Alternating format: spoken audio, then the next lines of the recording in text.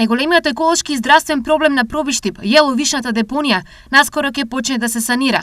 Сите подготвителни работи од страна на општината се завршени и со работа би требало да се почне на крајот на март или почетокот на април. Се очекува дека до крајот на месец март комплетно се она кое што значи урбанизација и проектна документација од страна на општина Пробиштип ќе биде завршено. Општината на располагање има две можности за санација на јеловиштето. Првиот модел, она заложба која што имаше идеја општина Пробиштип да се направи санацијата, а потоа да се гради фотоволтаична централа. Тоа е едниот начин на кој што се надеваме сум дека ќе успееме.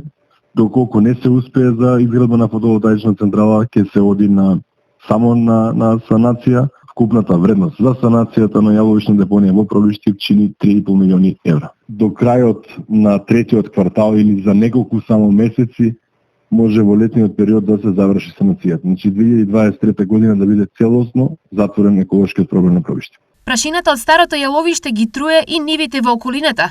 Истражувањата направени во периодот од 2005 до 2007 година покажале дека во почвата и водата има висока концентрација на арсен, кобалт, никел, олово и цинк. Со санацијата, Пробиштип трајно го решава овој огромен проблем и инвестира во здравјето на сегашните и идни генерации.